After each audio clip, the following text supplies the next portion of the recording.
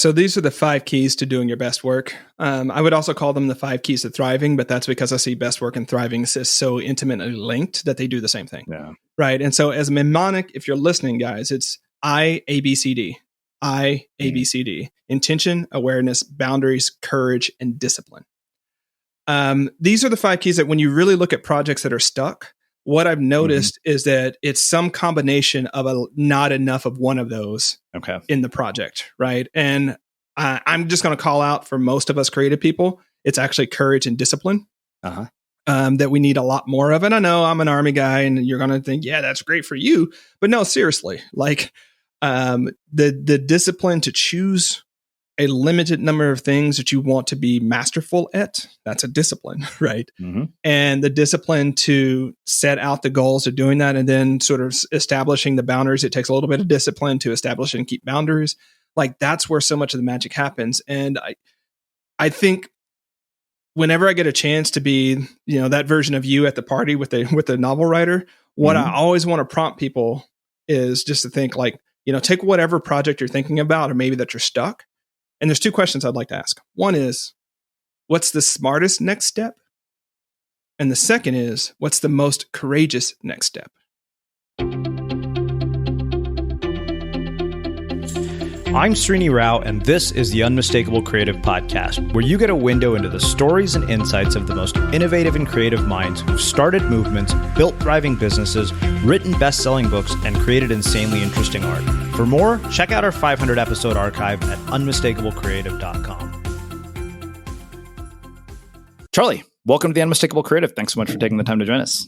Thanks so much for having me back. And I want to start with 2 other things. One, really appreciated an audience of one. It came out about the time that I was finishing Start Finishing. It's a really great book. And also, thanks so much for your contribution to the book. It was just so on point, man. Yeah. Well, you have a new book out, Start Finishing, which you just alluded to, which we will get into in a lot of detail. But as you know from my previous conversations, we almost never start talking about the book. And it's interesting because I actually don't think we've had you as a guest since we became Unmistakable Creative. For some reason, maybe we did. I don't remember for some reason. I know that we definitely had you prior to the rebrand. I'm not sure about that. I think it was 2013 or 2014. So yeah. So, one of the things that I wanted to start with was, where in the world did you grow up, and what impacted where you grew up end up having on the choices that you've made with your life and your career and the direction your life has taken? Oh, that's such a great question. So I grew up in Fort Smith, Arkansas, which is right on the western border of Oklahoma, if you have to place that about midway in the state. So it's about 100,000 people. And grew up poor, grew up multiracial. My dad is Black and Native, and my mom is white and Native.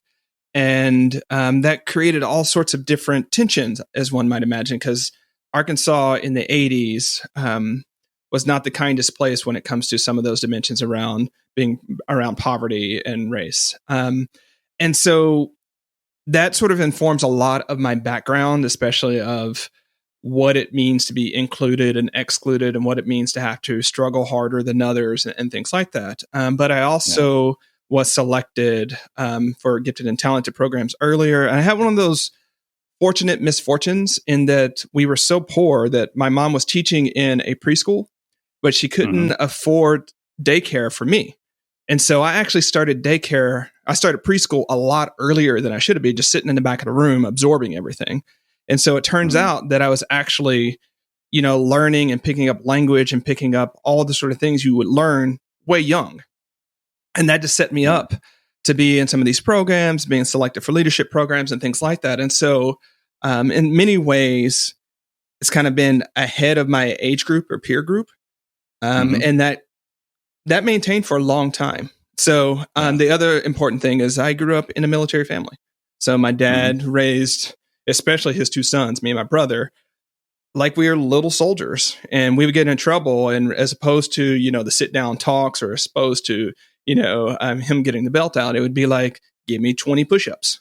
So there you are, like 4 years old, in that sort of language and that sort of precision of thought and expectations and things like that. That was just how we grew up. So of course I'm going to end up in leadership programs. Of course I'm going to end up as a Boy Scout. And of course I'm going to be an Eagle Scout and go to West Point and then, military. So those sort of things, it's this weird sort of thing. I look back on it now that I'm cresting 40, and I'm like, there were so many disadvantages that I started with, but in that struggle, in those disadvantages, emerged the things that ultimately made me successful. So we'll get back to this whole idea of turning disadvantages into advantages, but I want to dig deeper into the whole mixed race thing. This is something I've always wondered about, is when people mix two different cultures, two different races together, what are the dynamics like? Like what parts of each parent do you inherit? What sort of different views did they have? And like you said, particularly in the 80s, where this wasn't as tolerant, because I had that in my mind. I had a feeling that was the case. I wasn't sure that I knew that you were mixed race. I just didn't know which mix. Yeah. So I mean, I wonder, like, what is that dynamic like, between your parents, and then of course, for their own parents, like, your grandparents, like, what did they, how did they perceive this situation? You get, two people who are mixed race getting together at a time when it's not as common as it is today. Yeah. I think what I want to start with is I get super frustrated when we try to encapsulate a race or peoples in sort of a monolithic culture, right? And so when you look at, say, black folk who live in the South, it's a different culture. It's a different narrative than sort of black folk who live in the Pacific Northwest, which is where I currently live. And so I at least want to start with saying that it's going to depend on your region, and it's going to depend upon the time. Again, 1980s is a really important thing. In my particular context, my dad, who presents as black and considers himself black, even though he has native blood, that's a whole other conversation, right? His family accepted my white mother, but it was still one of those, she's an outsider that has become an insider, which is different than her being an insider, like, for the entire life, or because she's, she doesn't get invited to the cookout because she's already at the cookout. So that was a big tension in there. And so, we had, unfortunately, I think, a lot of unproductive conversations about race and stereotypes between my mom and dad talking about it. But the thing about, when you really look at racism in a broad, sort of complex version, like, people can be, and we don't like talking about this, but people can be racist, or they can have bias against their own race. Right. We don't talk about that nearly as much as we should. Right. Right. And so you talk to any Indian person, they'll be like, yeah, Indians are cheap.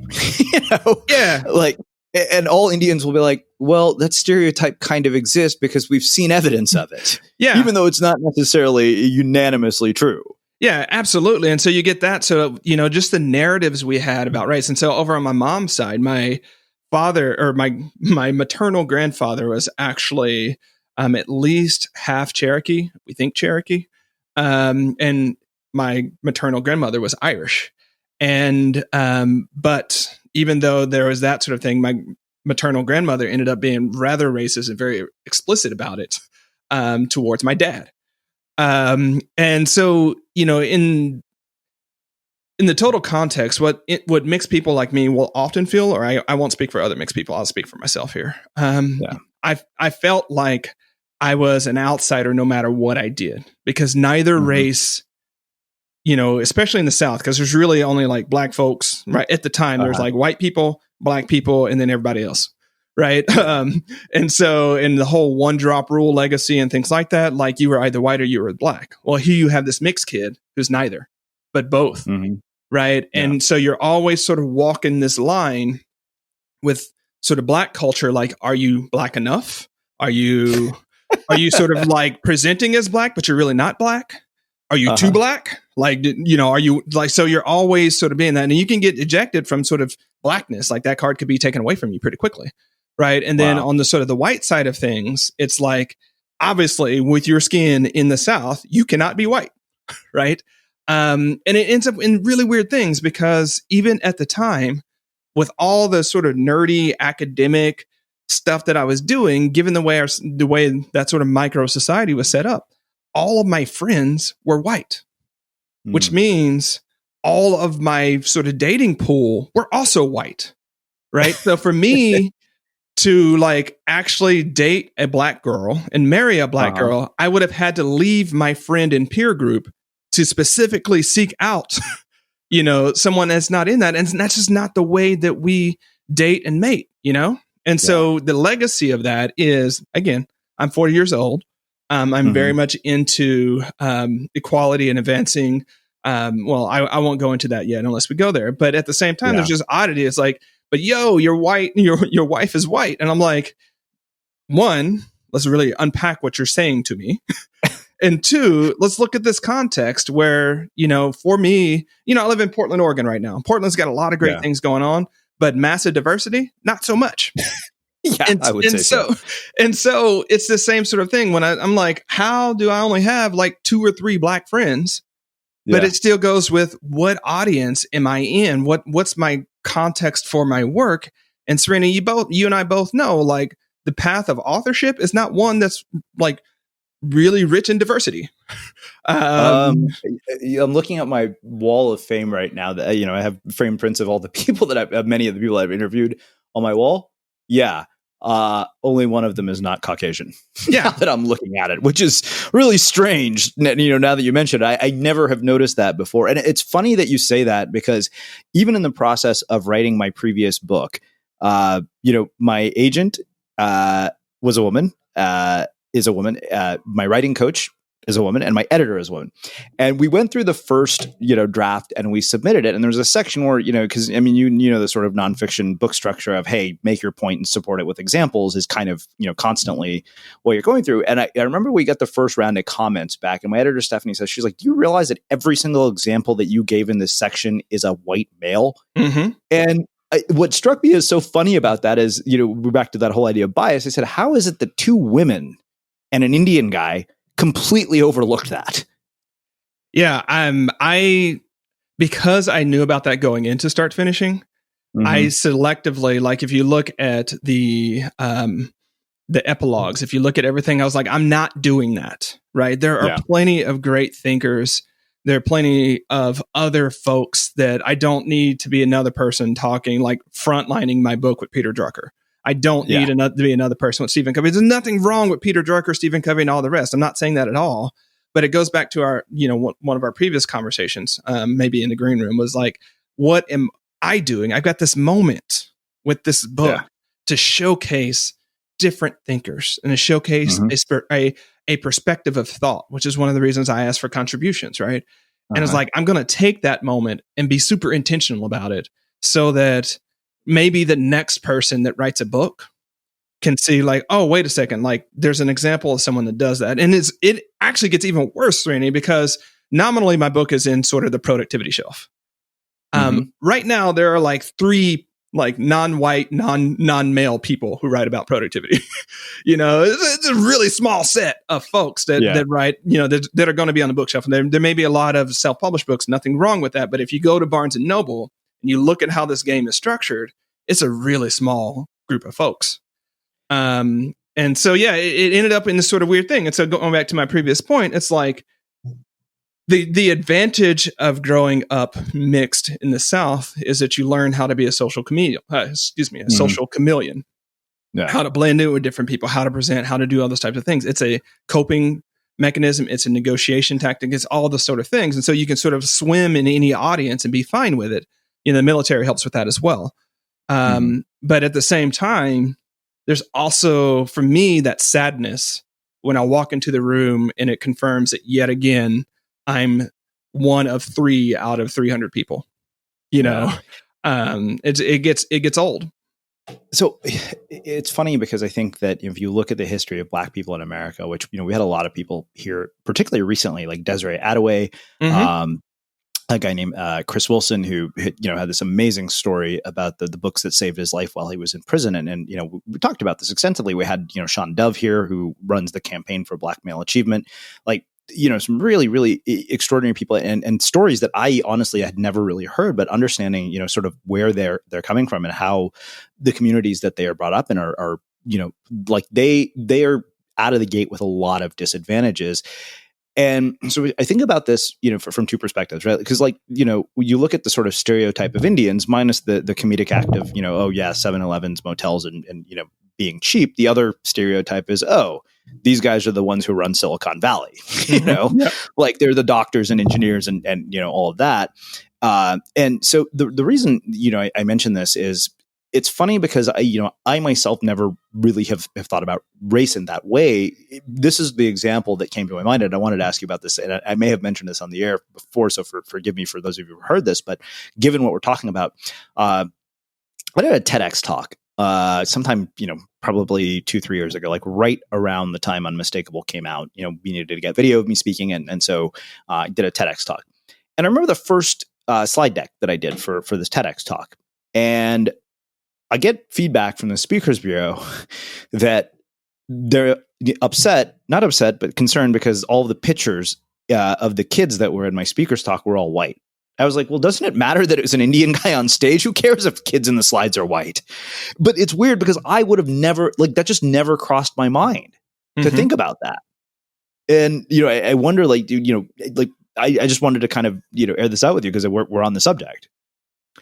Yeah, so I completely get that. And especially, I think it's part of our age group because we grew up in sort of that colorblind race, people like, I don't see color, I see people sort of scenario, which, and there are many reasons we accept that. And especially if you're coming from, I don't know what the immigrant status is of your parents and things like that, but sort of the thing is you want to assimilate and not be different as much as possible. And you don't want to treat people differently because you don't want to be treated differently. Right. And so we sort of grew up in that pocket to where in many ways we were discouraged from talking about it, from saying like, yo, why does your screen full of white people when it could be full of other people? You're talking about the human experience, not just the monolithic white experience. Right. But that wasn't a conversation that was happening in the 80s, right? It took me until my early 20s to really realize the rich history of Black intellectualism that exists in our nation, simply because I couldn't walk into a library in Arkansas and find, you know, 6 books of James Baldwin, or I may have been able to find it, but I had to be able to find it myself pre-internet, right? Pre-internet. So where I am now is like, if you go to Productive Flourish and you look at some of our lead vendors, you look at our products, you look at them, I'm like, yo, we are not going to continue this thing where we're not thinking about who's on these graphics. We can find just as many, if we're going to use a stock photo, find a stock photo of a person of color. Yeah. If we're going to use that, if we're going to be talking about a subject that seems to be so like dude bro, let's find an appropriate picture of a woman and include her in this conversation, because frankly, you know, the productivity conversation is so masculine to start with, right? And so dominated by men. This is where I love people's work like Laura Vanderkam and Neen James and folks like that, because they're bringing in this for the rest of the population who, for good reasons, don't really give a crap about 17 ways to hack a shoebox. Like that's not really... That's not really what they're interested in, because they're doing other things that our society is placed on. So anyways, so I'm just intentional about that now. I'm not demanding that other people do that, but I'm sort of actively thinking about how do we create the world that we want to see? Yeah. And part of that is I feel like I have a responsibility and a privilege and an opportunity to, you know, if the medium is the message and we marketers get to present the world a certain way, like let's take advantage of that and present the world closer to how it actually is than just continuing this innocent, unconscious way of presenting the status quo. Yeah. It's funny. I appreciate that so much, because I think you echo in a lot of ways my own purpose and mission with what we do here. I mean, the sheer diversity of voices and views that we try to bring in. And we are always looking for that constantly. It's, you know, I think it was funny because I remember my friend Erica Learmark once, I told her, I said, you know, every time I have a female guest, the downloads go up. And she said, yeah, of course they do. She's like, because we talk to each other and we're more social. And I remember I said, great, let's do an entire month where we feature nothing but female guests. And we did. And she basically filled that pipeline, and our audience grew a lot during that time. And, you know, it's funny because I've been meaning to do that again. But yeah, I mean, I think that was one of those things that we always made a point to try to balance it out, you know, from gender, from race, and mix it up as much as possible. Yeah. And I would also throw in, like, you know, I know part of unmistakable creative is about entrepreneurship. But the other thing that I try to do on our podcast, Productive Flourishing, I'll just sort of seed this if I may, Srini. And I know you do it, but just let's focus on stories of people in the struggle, or maybe focus of, stories of failure. Like, let's tell the real entrepreneurial experience as opposed to just what's on Fast Company and Inc. and what's in Startup Culture, right? Because we know that's at best 3%, and it's not the type of bootstrapping, creative hustling that many of us are out and about. So that's the other thing, is like, let's show this full diversity there. Yeah, I think that's one thing that was that became very important to me at a certain point. It was to give voice to things that I felt needed a bigger voice. It's funny. There's a guy who gave a TED talk who was an ex MS-13 gang member. Unfortunately, I haven't gotten a response from him, and I was like, for the love of God, I'm like, please come and talk to us. I really want to hear your story. He has a TED talk, and I was like, oh my God, like, this is amazing. I need to talk to this guy. And the thing is, it's giving voice to things that may not have a voice. Whereas, what you see on the covers of magazines, it's like, okay, do they really need any more coverage? That is one of those things where it's like, oh, for them, it's just a nice to have, because they're already in a situation where that's going to happen regardless. One thing that, I wonder is, how old were you when you started to recognize these racial dynamics? Because, having grown up in Texas, I kind of have an idea of what your sort of childhood is like. And I think that there was a time when I would not have said that I was proud to be Indian. And then it went to like the opposite extreme. By the time I got to college, I found that, in a place like Berkeley, because you had such huge populations of every ethnicity, it was very easy to be ethnocentric and gravitate towards your own kind. Mm-hmm. Yeah. So I was 6 or 8 years old. I actually wrote about this on Medium a couple of years ago. And then I got out of the public conversation about politics and sort of race at that time because of 2016, and that might be another conversation. But it was really, I'm trying to make a long story very short here. My middle oldest sister, when she would come down to visit, she's my half sister, and even at those age, she'd be like, "Are you black or are you white?" Posing that to a 6 or 8 years old, and like, you had to choose. And so what I told her then, I was just smart enough to say, like, neither and both. That's all. That's it. That's what I got for you. Right. And that wasn't the right answer, because at the time I felt, now, I haven't had adult conversations with her about that, but that's neither here nor there. But at the time, I sort of felt like I was being asked to choose which of the two arcs I was going to go along. And sort of choose and claim that identity. And I can't speak for other people's experience, but my sort of relationship with my own racial identity is one, like, just like people can be gender fluid.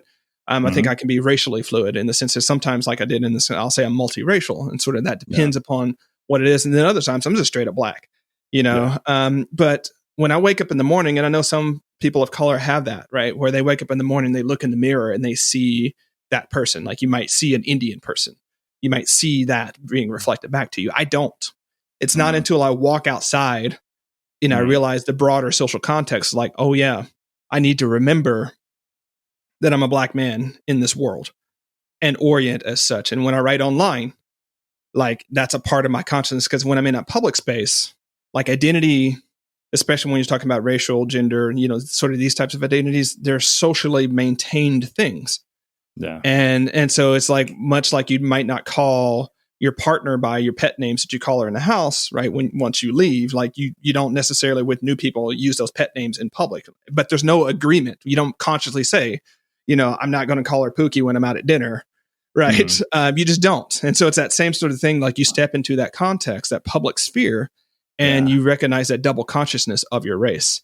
And it gets even trickier, because, again, if I'm going in public and I might be going to something to support people of color, I'm like, oh, in this context, I've got to do, even myself, I've got to do some code switching to be, I would say to be myself, but I would say a different version of myself than I was before I walked into that room. Wow. Well, let's do this. Speaking of walking into the room, I think I do want to spend a little bit of time talking about your military background, because I think it is actually such a perfect segue into the content in the book.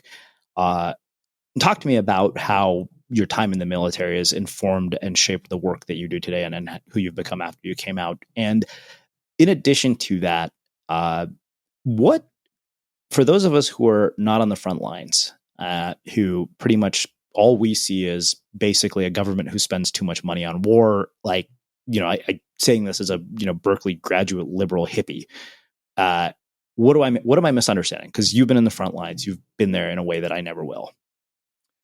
Yeah. So you want me to answer the latter one? Let's start with the latter. Let's start with the latter first, because that's a broader sort of military question. Yeah, what you're missing is a lot in the sense of yes, the government. Well, here's what I'll say. I agree with you. Government does spend too much money fighting wars that we don't need to be in and doing things we don't need to. And in my perspective, not spending enough money in places we actually need to be. Right. Mm-hmm. And that's a whole sort of geopolitical military conversation there. Yeah. But I think you're missing people who truly sign up because they want to make their country better. They want to contribute more so than just paying taxes and voting to the preservation of this nation that they love. Yeah. And so it's one of the reasons I joined. I actually joined the National Guard and then got activated and federalized and became a U.S. Army soldier, which that's a whole different thing. But, my whole thing was like, this place that I live, I love, and I want to be a part of its endurance and prosperity and defense if need be. I grew up in Arkansas. It's in Tornado Alley. I joined the National Guard because I'm like, tornadoes are going to come, floods are going to happen. And I want to be one of the people moving sandbags and driving people and, all those types of things. And people who join the active duty military, like, I want to be one of those people who can look back at my life and say, I contributed in that way. Okay. Yeah. So, but the other thing that you have to sort of think about, and many people who haven't been big in sports don't get this, is you end up, in my view, Serenity, I'll send you a link about this because you might find it interesting, because I did try to explain this in this post. You end up in this pre-industrial society, or in a society that operates on pre-industrial codes where everybody counts, everybody has everybody's back. You live with folks, you eat with folks, you work with folks. It's a 24/7 lived immersive experience, and you develop really tight bonds with the people around you, even if they're temporary. Yeah. And it's super hard to go back into a very isolated, a very individualistic, a very unfocused civilian society.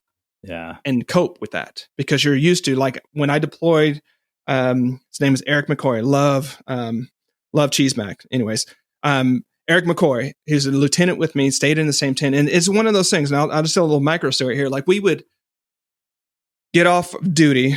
We had similar duty shifts, and we would play Halo, the original Halo on the original Xbox for like 3 or 4 hours on stupid hard mode. Half the time the damn Xbox would die because it would get sand and overheat. And so we'd have to start that whole checkpoint all over again. But then the next morning, we'd go to bed about the same time after just hanging out. The next morning, we would get up at about the same time because we lived in a damn tent with each other. We'd get up, grab all of our shower stuff, walk down, take a shower with each other, walk back to Chow Hall, then walk back to our duty stations. At lunch, we'd find each other, go to lunch, then come back, right? And then, after we had that final meal, we would go back and we'd start that all over again.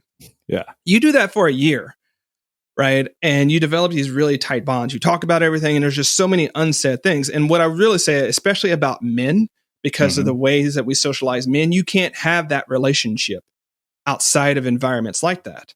And I find that there's a deep longing amongst us men, amongst us sort of thriving men, to have those sort of tight bonds.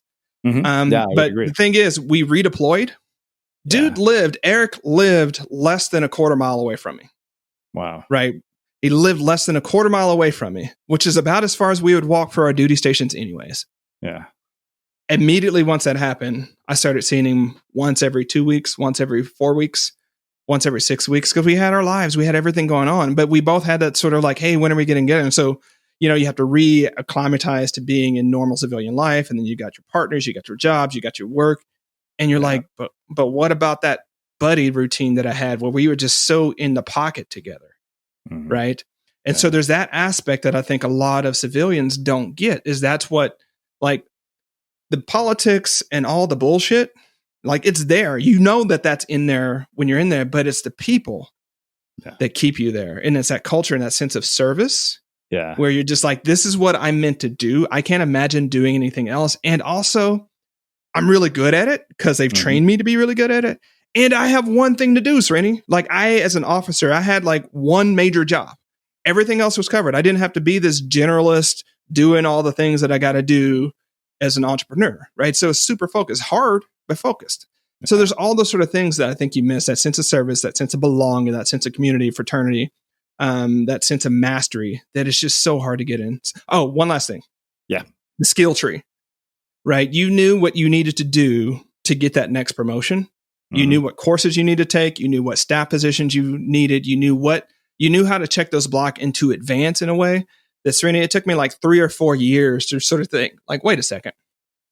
I may not be sort of training for the expert infantry badge anymore, but I can create that same sort of thing for my business. Why not? Right. And I can use that if I want to be there. Here's what I need to have in place and use that to backwards. Because once you enter the no man's land of entrepreneurship and once your business sort of takes a certain point, there's just an infinity of choices and you can choose any of them and you don't know where the hell you're going. Right. Absolutely. So it's probably more than you wanted on that, but there's just so much. No, that is fantastic. I was fortunate enough to get to do a talk with a nonprofit that trains retired special forces guys how to transition into civilian careers. One of our listeners runs this amazing group called the Station Foundation. And it's funny because I think the thing that struck me the most about what they were struggling with this transition was exactly what you just said, that this sense of community that they had built. Like, I have a friend, Brian Ferguson, who's, surfer, snowboarder. And he said, once you go through that experience of SEAL training together, he said, it's just, you go into a workplace and the bonds are like, they just, they seem like pathetic in comparison. He's like, it's just not possible to recreate that. And he said, and that is often one of the biggest challenges of transitioning back to civilian life. It absolutely. I mean, there's, the other thing I would say is the type of relationships where, like, if we were buddies in the military and you were doing something that you weren't doing your best or you were morally slipping or things like that. Yeah. There's a very quick conversation about that. Right. Like, and, depends upon how radio friendly we want to make this podcast, but it'd be like, Srini, you're slipping up, fix it. Right. That's it. Yeah. That's it. And like, dude, I know that I'm like, and just fix it. Don't care. Don't have time for the drama. Fix it yesterday. And it's like, got it. And then people can start changing. So I think there's also this culture of excellence, both personal. Well, I mentioned the professional excellence, but also personal excellence. And, unfortunately, people, I think, see soldiers as sort of dumb trigger pullers and like, why would any reasonably smart person do that sort of whatnot? But when you really look at it as a more broad thing, some of the smartest people you will ever met, I'm not putting myself in that group, but I'm just saying other folks like are in the military. Oh yeah. I mean, we've had some of them as guests, people like Chris Fussell, who's, wrote the book with Stanley McChrystal. I mean, some of those people are brilliant. Brilliant and know more about the world than most people. Like, I'm still trained, Srini. We're hanging out here more than you probably wanted, but I'm still trained that when I see news, especially geopolitical news, I can start to think about the regional aspects of what's going on there, the geopolitical footprint, the strategy being on. So the whole thing going on with Turkey, I can't turn that off to start thinking about, in case you didn't know, Turkey got some anti-aircraft missiles that's really made NATO concerned and made the United States pissed off because it exposes vulnerabilities of the F-35 fighter jet. Now, why does that matter? Because Turkey historically is a geopolitical hotbed in things. And so I can't not see that. Right. But I'm 10 years out of being this, being an officer, but there are people that are looking at that every day. They're reading foreign affairs. They're reading BBC. They're watching Al Jazeera. They're looking at policies coming down. They're deeply involved in, DOD strategy and US strategy. And so, yes, there's a lot of folks with heart. Yes, there's a lot of folks out there just getting it done. But also some of our smartest, most creative people are actually in the Department of Defense. Yeah. Well, I've basically, rattled your ear off for a good, 30 minutes without letting you talk about your book. So, I think but I think it actually was a perfect setup for it, given that, like I said, once I realized the military background, suddenly everything about the way you see all of this makes a lot of sense. What prompted this book? Like, of all the books you could write, why this one?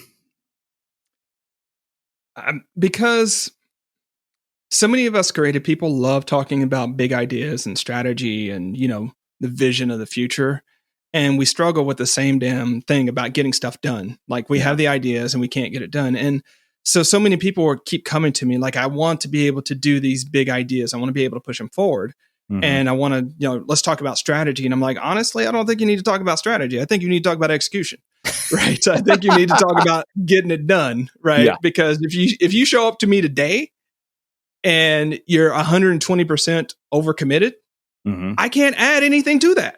Like, wow, let's talk about getting you down to 80%. So maybe we can add something to it. But it was just one of those things where people kept wanting to go over this stuff around it. And more importantly than that, though, I think people miss the connection between thriving and doing what matters most. Yeah.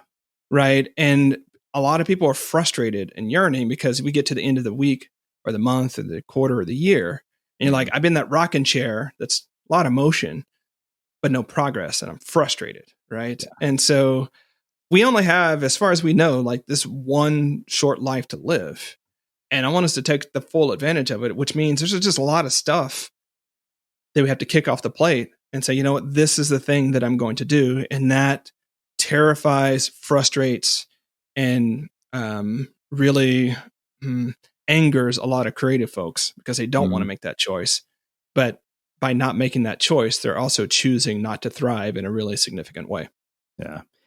I think that one of the things that struck me was you opened the book about this idea of living in a project world, and you basically described projects as mirrors and bridges, and then you also talked about this sort of 3 to 5 year sort of reinvention that constantly occurs. Can you go into more detail about that?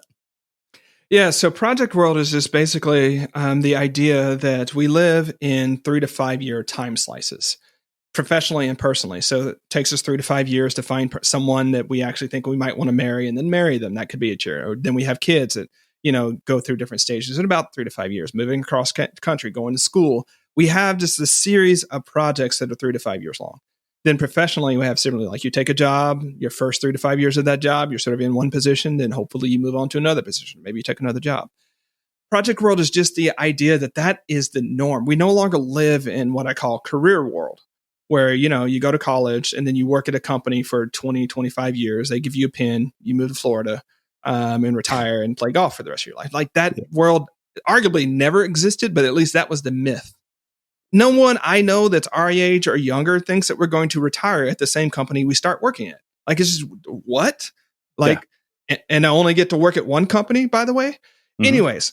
And so the grace of project world is that when we're so gripped with, are we making the best choice about, what type of person I want to be when I grow up, it sort of loosens that up and says, you're really just making a choice for the next 3 to 5 years of your life. And whether you fail, guess what? It's going to be 3 to 5 years. If you succeed, it's going to be 3 to 5 years, and then you'll move on to something else. Right. That's the grace of it. But the sort of downside of it is that you got to ship. By ship, I mean, taking whatever ideas that you have, turning them into something that's useful for other people, some sort of marketplace, whether the marketplace of your colleagues, a marketplace like the consumer marketplace or whatever. You got to ship, because you can't say, well, I've been spending 3 to 5 years sort of working on this thing, but I don't have anything really to show you.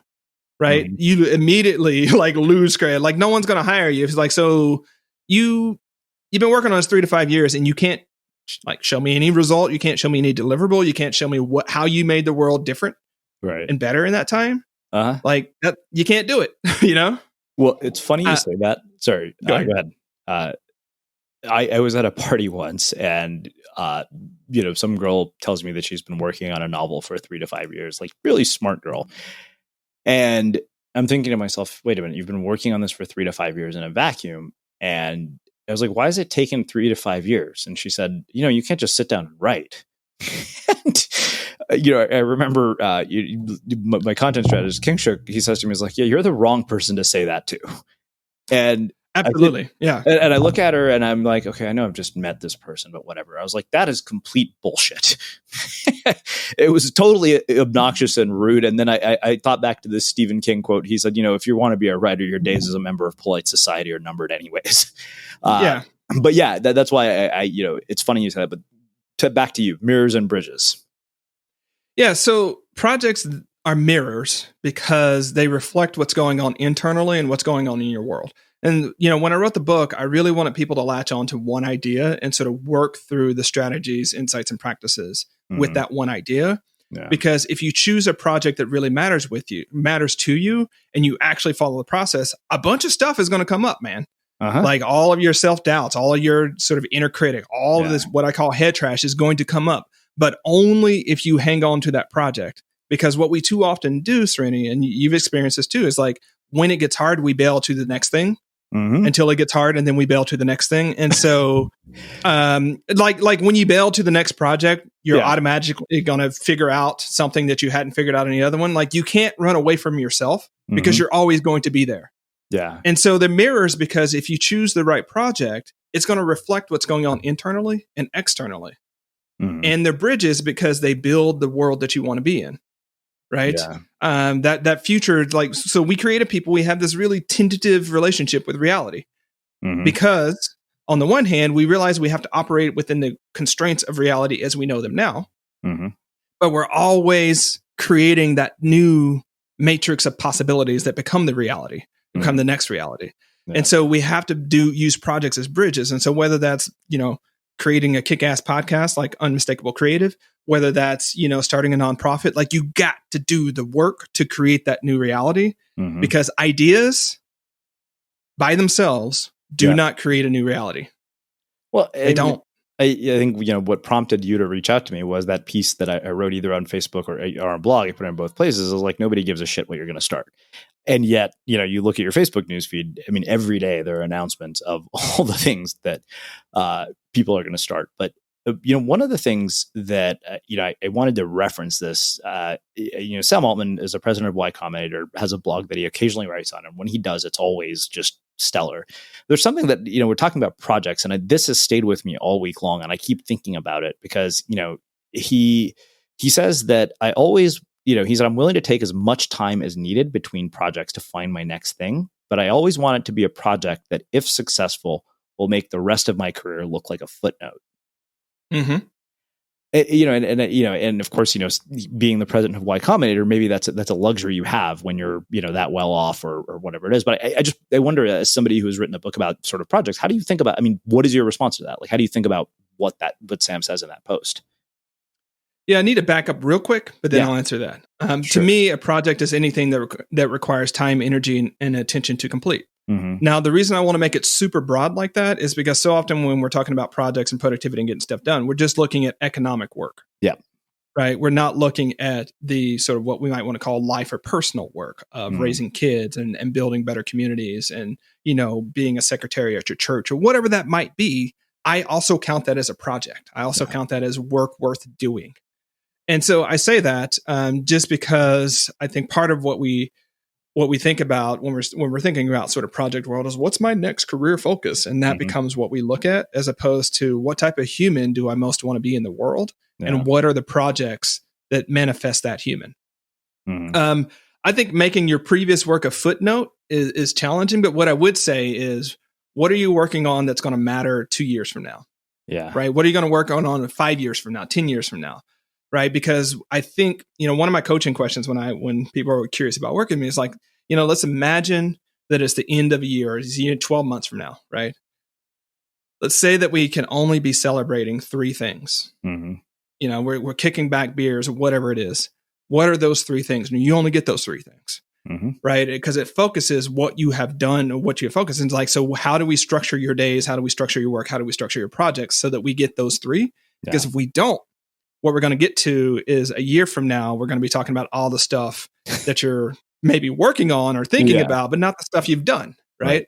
And so that's the sort of guiding perspective that I want to give people. And when I talk a little bit about choosing projects. And I got this from Stuart Brand. Yeah, I saw that. But I got it by way of Kevin Kelly, by way of Tim Ferriss. So it's a long chain here. That. It's funny because that was sort of my next question was, okay, I wanted to ask you about the Stuart Brand quote. And I was like, okay, could I write a blog post about this? But apparently not.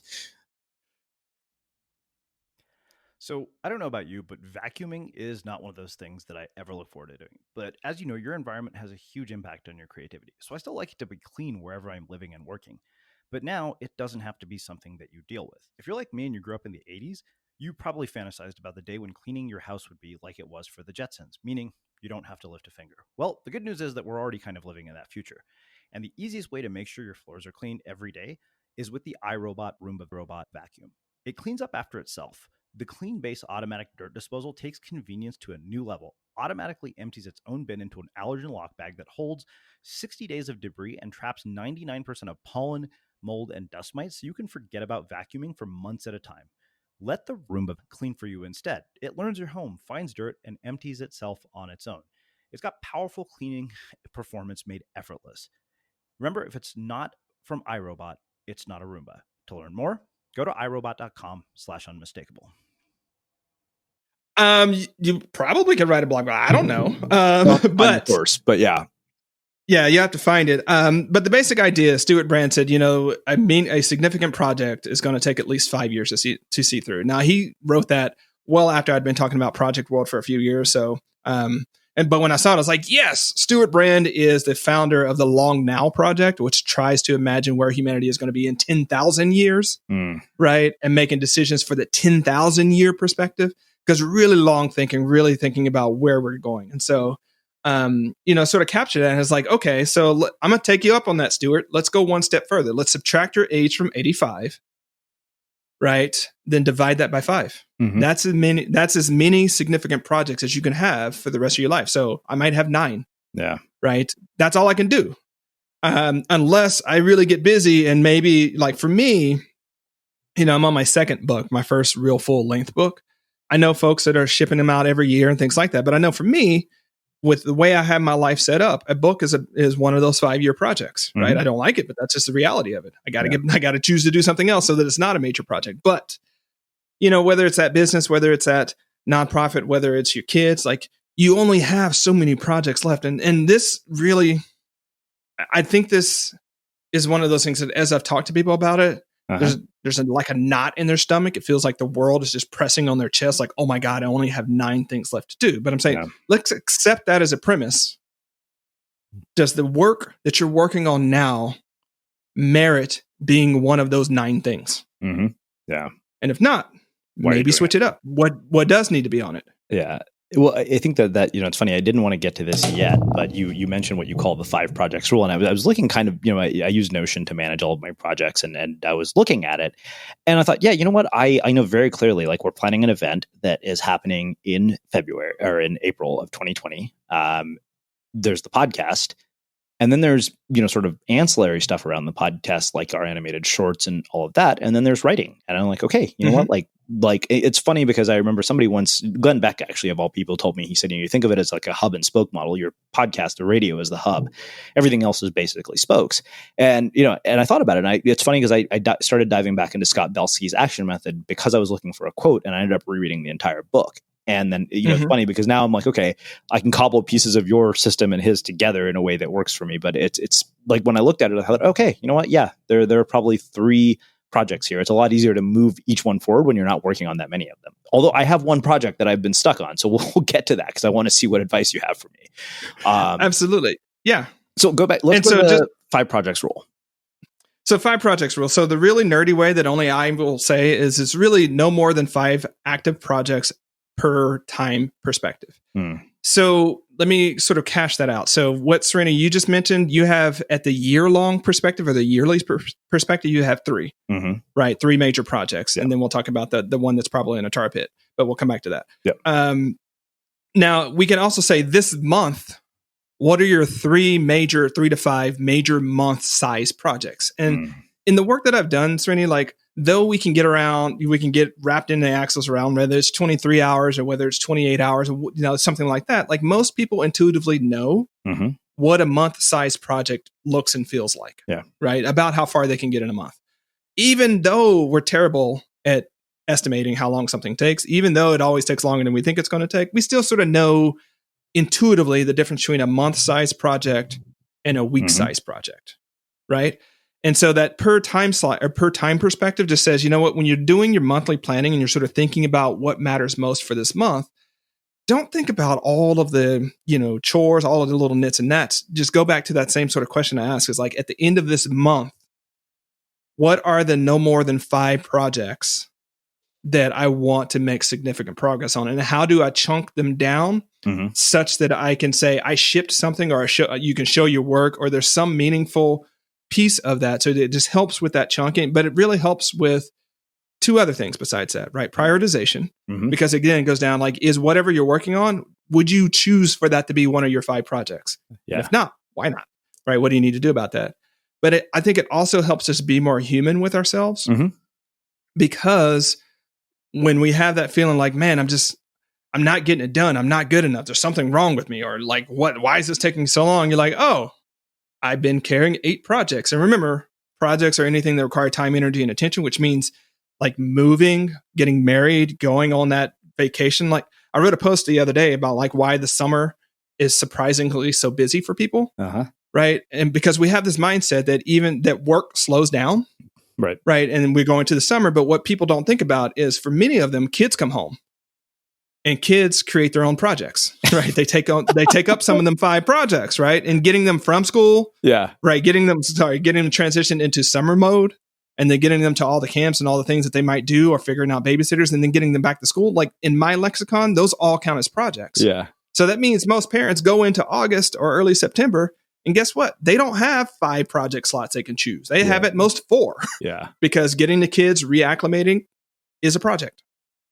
I love that. I love that you broke it down like that. And it's funny because I was thinking about this and I was like, okay, you know what, like I'm actually looking at Notion right now as we're speaking just to kind of see. And I was like, okay, you know what, I have it set up into, sort of, I've categorized it by the Unmistakable Creative Podcast, which basically is all the content related to this, whether it's, blog posts, animation, newsletters, all that lives under one project. And then I have a section called Special Projects where it's, speaking engagements, the conference we're planning, and then the project that's in the pit, which we'll get to in a second. But so I think there's one other thing about this. You brought up the 5 project rule. I think that there were these 5 keys that you highlighted at the very beginning of the book: intention, awareness, boundaries, courage, and discipline. Can you take us there and explain to us the role that they play in a project? Yeah, so these are the 5 keys to doing your best work. I would also call them the 5 keys to thriving, but that's because I see best work and thriving is so intimately linked that they do the same thing. Yeah. Right. And so as a mnemonic, if you're listening, guys, it's IABCD. IABCD. Intention, awareness, boundaries, courage, and discipline. These are the 5 keys that when you really look at projects that are stuck, what I've noticed is that it's some combination of not enough of one of those in the project, right? And I'm just going to call out for most of us creative people, it's actually courage and discipline that we need a lot more of. And I know I'm an Army guy and you're going to think, yeah, that's great for you. But no, seriously, like the discipline to choose a limited number of things that you want to be masterful at, that's a discipline, right? And the discipline to set out the goals of doing that and then sort of establishing the boundaries. It takes a little bit of discipline to establish and keep boundaries.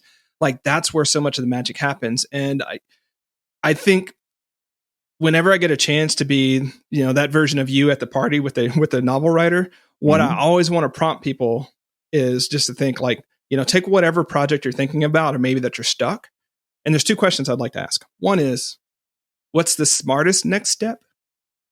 And the second is, what's the most courageous next step? That's a lot more polite than saying that's complete bullshit. Hey man, we talked about why I got to do it that way, right? I'm serious though, like because I have a military brand and people like they hold that. If I say something super hard, people are like, "Man, he yelled at me when he said it was bullshit." I was like, "Srini said the same thing. It's just he's surfer bro." Right. But if I say it, I'm a drill sergeant. What the hell, man? But anyway, so I asked those 2 questions because it turns out that the smartest next step is almost always the most courageous next step. because no one changes the world, whether you want to think about that big or small, by just taking smart moves. Like you got to introduce some courage there. And so when in my own work, in my own practice, at the end of the day, I'm like, how many courage points did I put on the board today? Right. I don't care how smart I am. Right. It comes down to how much I actually leaned out there and did something that made me super uncomfortable. So those are the 5 keys. I'm sorry, I sort of got off on that. Those 5 keys, when you look at the project that you're stuck, do you have the intention? Like, do you know what you want? Do you have a strong feeling about where you want that to go? Awareness is, do you really know what's going on with that project, with yourself, with your context?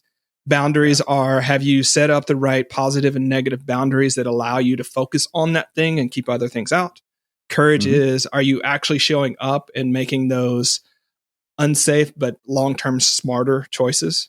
And discipline is, are you following through? And then one thing I'm going to say here, this is a kind of aside, but so many people get stuck because they confuse their desire for certainty with their desire for clarity. Right. And I just bring this up because so many people are like, well, I'm going to wait till I get clear about what I should be doing. Yeah. And when you really ask a few questions underneath, what they're really saying is, I'm not sure that this is going to work. And I'm going to wait until I find a pathway that I'm pretty sure is going to work before I move. That's a different conversation than whether, you're clear about it. Because a lot of times when it comes to the projects that matter most, I call those best work projects. It's clear what you need to do. It's uncertain whether it's going to be successful. Yeah. And people conflate the two of them and get themselves stuck. Interesting. So I'll walk you through the project we say is in the pit. So I'm not a person who has trouble shipping. You know that. Yep. You know my work. When I tell you I will get you something, you'll get it. When I say you'll get it. So Audience of One came out. I'd already started mapping out proposal for my next book. Like literally the day I submitted the manuscript, I think even before that, I'd already started mapping this out. I was like, okay. And we went through a dozen revisions. Like, my agent would send it back with comments. I would go to, the guy that I hired to help me with the book proposal. We would shape it some more. Then we'd send it back. And I think I was the last round of comments that I got. And I let it sit, I went and reviewed it. I let it sit for a month, and and no matter how much I would open it up and I would look at it. And then I don't know what it was. Like, I think I finally got to the point where it's like, okay, you know what? I need to just open this thing every day and just at least, give it a read to see if something comes to me. But it's the first time that and I think it was partially because we had gone through so many revisions and I didn't have to do any of this the first time I got a book deal. And I was getting really frustrated because I was like, it's been 9 months. And, and it's, I think the other part of it is that there is literally no guarantee that it will lead to a book deal. And so, so how do I get unstuck using what you've talked about here? And what do you notice about what I'm saying that so far, based on our conversation, is the issue? Part of it may be a discipline piece. Like what I tagged on was there at the end when you said, this is the first time that I've had to do this much. I'm reinterpreting. This is the first time I've had to work so hard to get this done. Right. With all the commentary and feedback, so on and so forth. Right. So I'd say that there's probably something there. I'll ask three questions real quick. Okay. Do you want the outcome of the project, whatever that might be? You mean the finished book or the book deal with the publisher? Book, whatever you think that's going to do. Like, do you want to be at the end destination? Yeah, I do. Okay. So that's great. 2, what do you think you're going to have to give up to get there? So this is kind of funny for me. So like when I look at the discipline issue, I kind of wonder if it's a discipline about working on this one thing, because, I wake up and I write every day. It's just that I don't write this, Yeah. And that's where I'm kind of like, where is the conflict going on here? Like, is it a discipline of that's why I don't necessarily agree that it's a discipline issue. I think it's something else. Okay. So I'm going to approach this way. Like, we don't need an accountability buddy or a productivity system to eat ice cream. Yeah. Right. Or to have sex. Like, those are things we want to do. There's instant feedback. There's all sorts of reasons why we want to do those things. Right. And so when people start procrastinating and put off projects, I always try to find where there's a misalignment. right? And so my first question was really like, is there a misalignment between what you actually want and the goal, right? And it doesn't seem that there is, right? The second misalignment is we often tell ourselves some version of a no-win scenario, and I'm trying to figure out what your no-win scenario might be. But sometimes it has the formula of, to do X, I had to give up Y that means something that really matters to me, right? That's the story that we sort of propagate. And then we won't do X because we don't want to let go of Y, right? And so I think if we were to hang out there, I think for you, what it is for me to finish this book, I have to give up the flexibility of writing whatever the hell I want to write about and instead focus that time on writing on this book. Yeah. And so I lose my ability to go with the flow and surf the creative wave and just be out there swimming laps. And I don't want to do that. Like, I want to be surfing the creative wave right now. Yeah. Whereas this is, I have to sit here belaboring, looking at this thing, resisting the temptation to throw my laptop against the wall and let it shatter into a million pieces. Yeah. But this is apparently not uncommon. Like, I was talking to Cal about this, and he was like, you spend 9 months on this. He's like, you don't worry. He's like, apparently this is very common among first time authors who get their book deals because you get known for this one thing you've done. And you're kind of like, okay, cool. And now you're having to basically sort of reinvent yourself and show that, hey, wait a minute, I can do this again, and I can do it in a different way. Yeah. Well, and that's the sort of third no-win scenario that I write about in the book, is that like the what if I can't do it again trap, right? What if I got this book deal and I had this creative muse and it was great and it did what it did, but what if I can't do that again? Like, or what if my next book isn't as good as my first book? Or what if my next book is better than my first book? What's that say about my first? Like, we tell ourselves all sorts of stories like that. It's the thrashing that I talk about in the book, right? The thrashing is the meta work and the flailing that you do around the work, but it's not actually pushing the work forward. It's just a bunch of emotional labor that doesn't get you anywhere, right? And so I would say, just based upon this project, I think you probably have that no-win scenario of like, you have to give up something that's important to you. And the second one of like, what if I can't do it again? Or, what if the magic doesn't come together? And I think, as I've been thinking about, I've worked with a lot of authors here, Serenity, and we all have different creative pulses. And unfortunately, we try to put ourselves in some other pulse that may not be our own. I mean, I mentioned earlier that I'm a once every 5 years book guy. Well, I might be a once every 3 years book guy, because I know for me, that's just the pace at which things accrete and incubate and sort of come together, that I feel like I have the book. And if I tried to do that every year, it feels like, a Brazilian jiu-jitsu match with a spider monkey, where I would lose half of them, at least half of the matches. Right. Yeah. Because I just don't have, I don't have that strong backbone of a body of work or a solid idea that gets me up. And I worked with another client on this, and you actually know who he is. And he hit this pit in the writing part of in sort of the drafting part. So I'll focus this. Like, when we look at creative projects, there are different phases of it. Like, there's that first 20% that some people really gig about, like get in on, and some people it terrifies them. Then there's the last 20% where you run out of creative room and you have to start like finishing the house that you've built instead of keep adding more and more rooms to it. Right. And then there's that middle 60%, right, where you still have a lot of room to play and you're not looking at the white screen. But we all struggle in different places and different reasons with those sort of things, right? Yeah. And so this other guy I was talking about, he reached a point to where he lost the magic. Sometimes it's called the golden thread that keeps you in that work. And I just straight up told him, I was like, you can sit down every day to write this book. And this doesn't contradict what you told homegirl at the party. Right. But I said, the reason you sit down is so that you find that golden thread again. You find that magic again, because if you can't find it, you're not going to finish this book. But it's not necessarily going to come to you in the way that you think it's going to. It's not like one day you're like, I'm going to take a week off, and then a week later you're going to feel like writing. Usually what happens is you get pissed off because you're about to get laughed by somebody else writing what you think is your book. And then you're like, oh crap, I got to get to it. Right. And so it's like, it doesn't have to be painful, but that discipline of sitting there and finding the magic, finding the curiosity, finding the golden thread, to, sort of riff off your book, create yourself as the own audience of one and get back to it. If you can't do that, you're not going to finish the book, but you have to create those conditions. Those conditions do not happen on their own.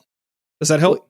Yeah, that helps tremendously. I mean, it's funny because even the first major breakthrough I had on the book came when I spent, a month and a half, almost a month in India, just kind of hanging out with family. And I was still writing every day. I woke up and I did this. It was kind of like, okay, so I'm writing at this point with no idea where any of this is leading.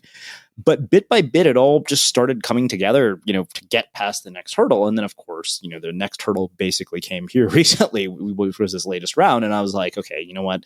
I have, it's like I got other fish to fry right now too. And that was kind of like, okay, you know what? I need to go and deal with, other, it's like, okay, you know what? I want to work on growing the podcast just as much. But like I said, I mean, I've limited it down to 3 projects. This is the one that I can't get myself to really push it as much as I can on all the others. But enough about me. I want to, I think we use that as an example mainly because it gave us something concrete. But there's another part of this that you mentioned, and I want to tackle it from a different angle. So you talk about SMART goals, but I think that the way that you actually went about this is very different than I've ever heard it explained. I think the things that struck me were you talking about finish and start dates, which I thought, you know what, I'm like, I should do that. I should actually put finish and start dates on things. So let's start there. Yeah, finish and start dates. I think we do ourselves not enough favors when it comes to finish dates, but there's some power to those start dates, right? Mm-hmm. And so obviously, I don't have to explain what start and finish dates are, but the reason they're so powerful is because it creates space for us to finish what we're already working on and to not put the additional pressure. And so to say, hey, I'm going to start this project on August 13th, right? You can start to sequence everything else up around like, okay, I've got to finish this. I've got to clear the deck. I got to get rid of this other project that I got because I don't have any room for this one. Mm-hmm. And when you commit to start dates, especially publicly, right, or to people who are in what I call your success pack, it also creates that new slice of time. It's like the difference between when you've been just sort of dating someone or you've been sort of co-living with someone for a long time versus when you propose marriage, right? There's a date that happens when you get married that's a shift in that relationship, right? And I think putting start dates on projects creates that sort of thing. And just from a pure logistical perspective, if you look at whatever system you use to track start dates and you see, wait a second, I'm starting 17 things that week. Maybe you can make some better choices about that. Like, I'm not going to finish 17 things that week. I'm going to finish 3 to 5, right? So how am I going to deconflict and how I'm going to sequence that? And it just helps you avoid some of those cascades at the same time that it helps you avoid things remaining in someday maybe land forever. Just because you have to like move the date and you have to talk about it and so on and so forth. So start dates, super, super powerful. Now, the trick here is I'm all about chunking projects down into human understandable things. So I just talked about that with the 5 projects rule. So I wouldn't say, if we were talking, actually, I really loved hanging out with your book project, Serenity, because I love the grip of it. So I'm just going to hang out there until you tell me to let it go. But instead of saying like start the book on August 13th, right? It would be create the table of contents or to start, the research list or however you start your project. It would be that small enough chunk that when that day came, it wouldn't be like, oh man, I got to start the book and what am I doing? And all this stuff is like, can you start the lit review or not? Can you start the table of content or not? Is it something you can do in a focus block, 90 to 120 minutes where you focus on it or not? Right. And I think that's the gift of really displacement, i.e. that sense of we only have so much time, energy, and attention, is that when we chunk things down to match the time perspective that we have, we can look at it on a given day and say, do I have time to start my table of contents? Yes or no, right? And if you don't, then you don't necessarily have to beat yourself up. Like you can say, no, I don't, but I'm going to move this other thing, right?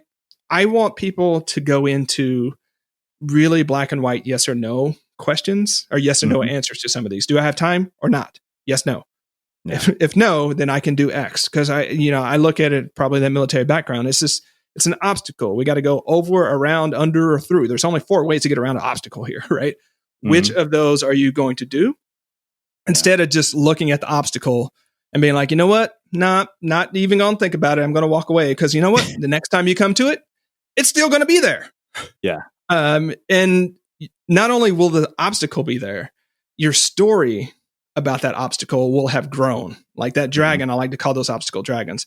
That dragon gets bigger and more lethal and more and scarier, the more that it can just sit over there on the side and grow and accrete. And it's not the dragon that's done anything; it's your story about it, right?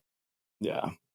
It's funny you say that, so I mentioned to you we're planning this conference in April, and it's funny because that is literally the approach that I was taking. Is I realized I was like, okay, there's probably like 200 things that I have to do. And I literally have boiled it down to the simplest things. It's like send an email to the speakers to confirm, connect Stripe to the website for the thing. And it was like one little thing every day. And I thought about it. I was like, okay, you know what? This is going to take like 200 or 300 to-do lists, but I have until April.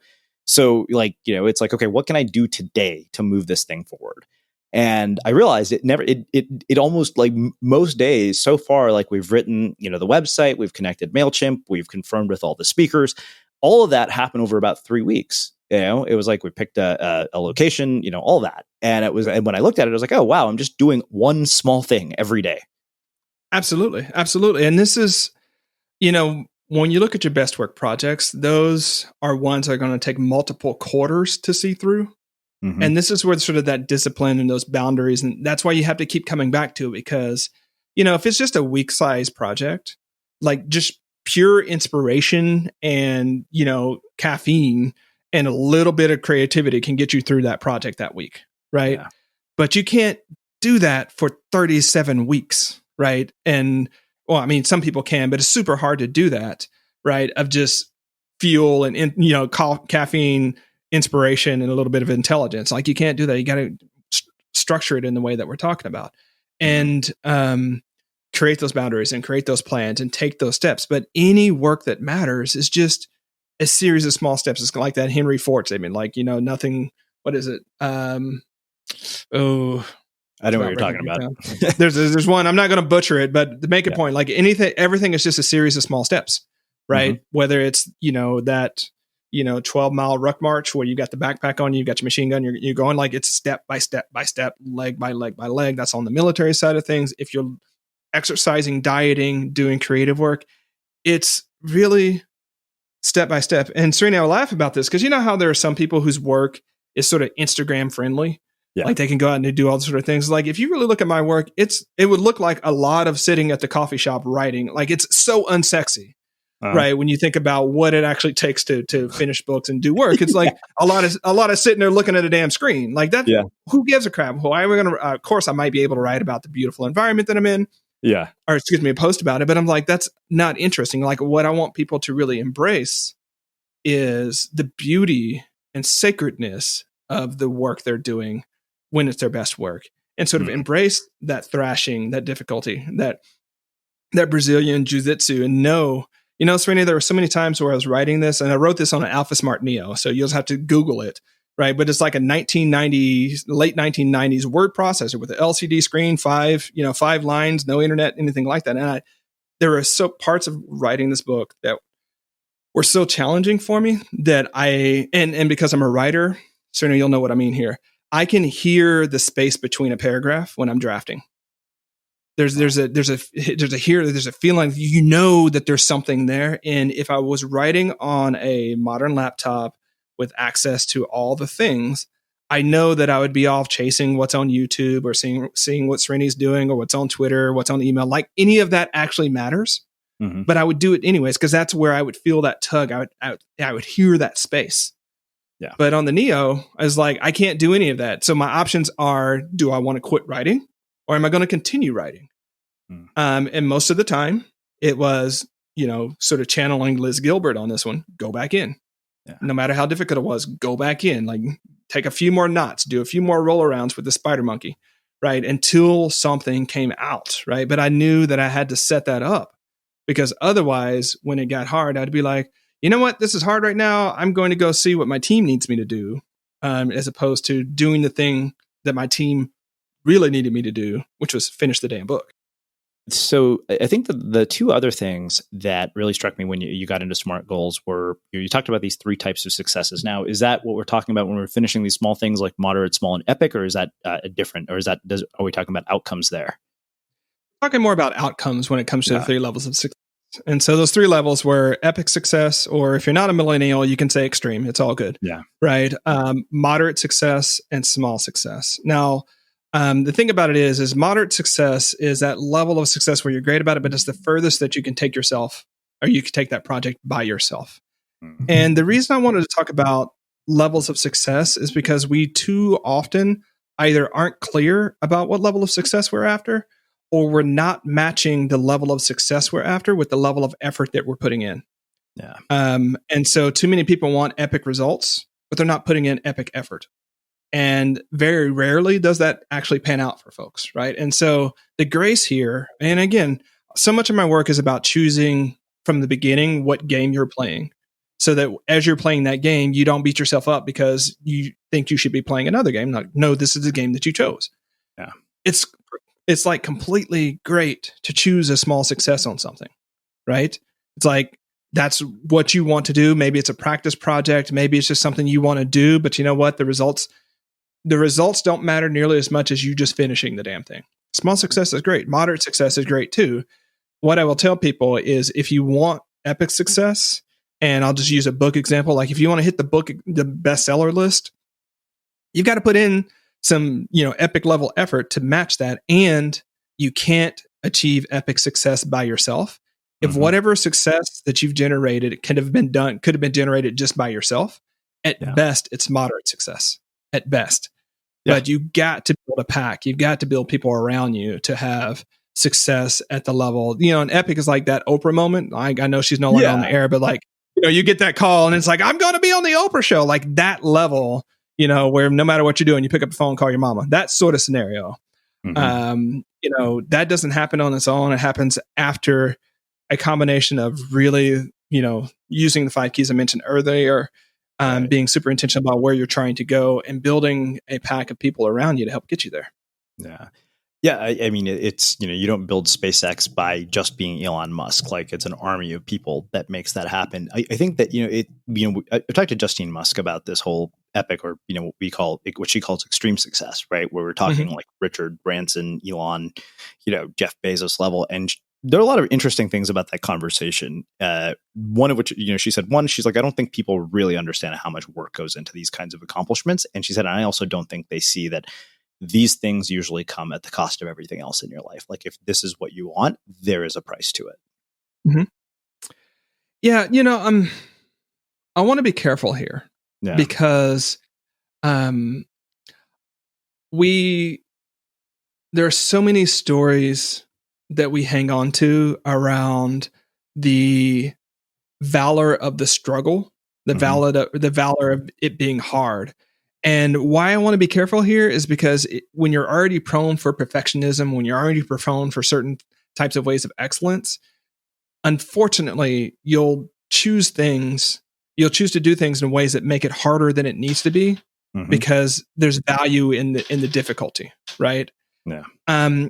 And at the same time, the level of long, like multiple decades long focus that it takes to accrue the type of success that you're talking about there, it does wear on relationships. Yeah, it does wear on bodies. It wears on souls and things like that. So I think there's an and there that I want to say, like, yes, it's going to require you to be incredibly disciplined. It's going to require you to have a lot of boundaries, a lot of courage, a lot of things like that. Yeah. And just be careful that you're not reading more into the difficulty of the struggle and you're not sort of lionizing that difficulty, because otherwise your life is going to be unnecessarily hard. Yeah. Wow.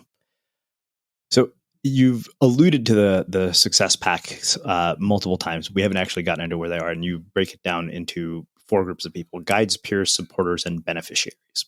So can you define who those are, who those people are, and what role they each play? Sure. Guides are people who are at a level of mastery and a level of character that can inform your project, that you can ask questions. So these are your Yodas, your Gandalfs, your Morpheuses, right? That really can guide the project. But the thing about it is, guides can be incredibly frustrating because they say cryptic things like use the force or, be yourself. And you're like, what the hell does that mean? Yeah. Like it never is apparent what they're saying until that particular moment, right? So if you're into Joseph Campbell, there's sort of that sage that gives you that thing that you need, but you often don't understand it when you first get it. and they don't work in the projects with you, right? So, your guide is probably not going to unlock the doors that you think that guide is going to unlock, right? But guides are really important because their main job is to shift your worldview and the way you see the world just enough that you can get out of the holes that you crawl into and keep yourself into.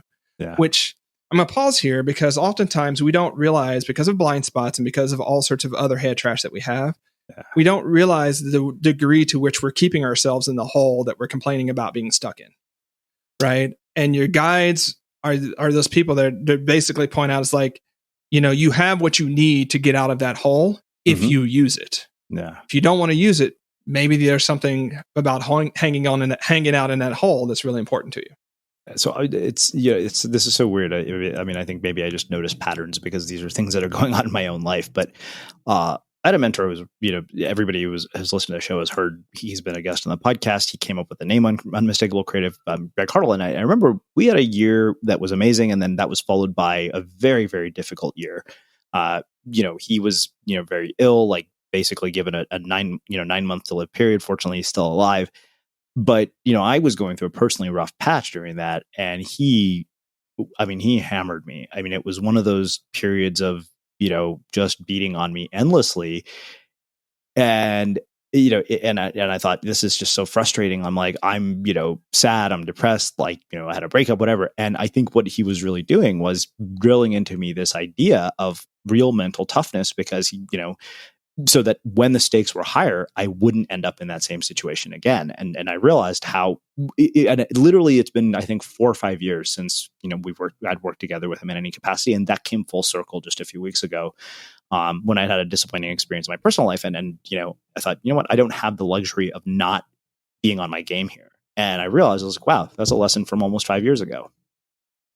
Absolutely. And you couldn't have understood it at that time. No, I saw it as a mentor who was being cruel. Yeah. And so mentors and guides have that sort of way. I'm super fortunate, having gone through the military experience, that drill sergeants are often those first guides that hammer all sorts of stuff into you that just irritates you. But then, sort of my military experience is the same way. Like right now, when things are super hard, I'm like, I'm not getting shot at today. Mm-hmm. That's like, I'm going to live today. Unless something really freaky happens. I've been in situations where that hasn't always been clear. And so whatever I'm going through right now, like, at least I'm not getting shot at. It's difficult, but I can and will get through this, which is such a different perspective than like it's super hard right now. I don't know what I'm going to do. Am I going to make it? Of course you're going to freaking make it. Right. Mm-hmm. It might not look the way, but yeah, mentors and guides have that sort of aspect on that. And what's important, I mentioned character there because there are all sorts of ways that people achieve certain types of results that may not be in alignment with who you are. Mm-hmm. And following someone, putting them as a guide when you have that character dissonance is only going to make your life worse. So find people whose character and integrity you can respect and use them as guides, as opposed to people who you're always going to be like, yeah, but they're saying this, but is that really true? Like, do I have to do what they're telling me to do? Like, that doesn't feel right for me. Yeah. All right. So there's the guides. Peers are people that are about your same level of accomplishment, the same level of perspective. These are people that you can ask, sort of as you're going. These might be your co-coaches. These might be your co-mentors. These might be your mastermind buddies. It could be that friend that you meet with every once in a while and talk about how things are going and get feedback on. But you can reasonably expect them to have good perspective on your project and to be involved in different ways, but they're not guides, but they're not supporters either, which supporters are the people that are actively involved in building the project with you. Could be teammates, professional teammates, could be the neighbor kid that watches your kids on the weekend so that you can focus on your work on that free Saturday that you've got. Like, it can be all sorts of people. It can be your partner. It could be your parents. It could be the librarian. Whoever is instrumental in supporting you can be there. And the last one, like, if any of the groups of people are more important than others, I would always have to say the beneficiaries. And these are the people who benefit because you've completed your work. Like, when you do work in the world, there's only one of two things that generate, sometimes a combination of those. You either solve a problem or you deliver a delight. You solve a problem or you deliver a delight for someone. Your beneficiaries are those someones. And why they're so important is, like, when you get stuck and you're not sure about your project and which way to go, like, you can do that, really simple, but sometimes difficult Mm-hmm. thing of asking that beneficiary, like, is this working? How does this work for you? Did this do what I was trying to do with it? And you can like have that real conversation and get that feedback from the world and from that person about how you're doing. Second reason is super important is because though people can sometimes give up on themselves, it's really hard to give up on other people and to let other people down. Yeah. And so having a beneficiary who you've told, hey, I'm going to have this thing done in 3 months. You might be halfway through this 3 months, and you sort of know at the end of that person's going to be expecting you to do that. You said you were going to do that. In some ways, your identity, your integrity is on the line. And sometimes that's just enough to get you, to sit down one more time or to go back in one more time, because it's not just about you and what you want to do. It's about this commitment to this other person that you've made. And you know what? At a certain point, don't care about your feelings, right? Mm-hmm. Care about what you're doing, how you're making the world better, and how you're going to look back at that particular project and that relationship and say, you know what? It was hard, but I did the work that mattered, and I'm super proud of that. Mm. So I think that there are two sort of last pieces of this. You talked about a premortem, which is one of those things that, I don't think enough people do. And I often, look back and like, why the hell didn't we do this? Like we could have prevented this. And then there's, of course, the aspect of actually mapping it out, and you go into chunking and all of that. So can you kind of walk us through both of those? Because I think they're both kind of tied together. So a premortem is what we sound like. You think about all the different ways that your project may go sideways, all the different challenges that may come up. Now, I want to pause here because sometimes people have the idea that like if you speak to a challenge, you make the challenge stronger. Right. Right. Like you assert that it's some sort of self-fulfilling prophecy. Yeah, I think that's new age bullshit personally, but I do too. It's like if I talk about gravity, it makes gravity stronger. No, it doesn't. Gravity is going to be there whether you're talking about it. So sure, don't talk about gravity and jump off the building. That's going to go well for you. Right. And so, but I want to at least put that out there because there's some people like, oh, but I don't want to sort of wallow in all the ways that something can go wrong. I want to look at it more like this. Like, look, whatever you're like, there is a physics of getting stuff done in the sense that there are just forces in the world, internal and external, that are going to weigh in on your project. Yeah. It's just reasonable to say, it's not about me.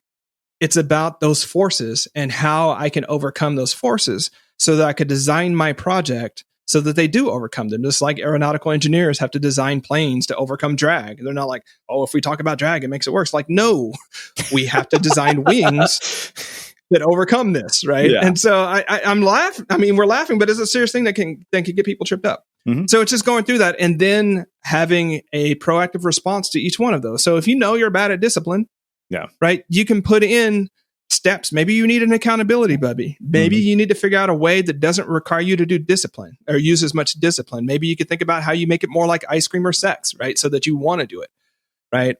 So that's the premortem side of things. Mm-hmm.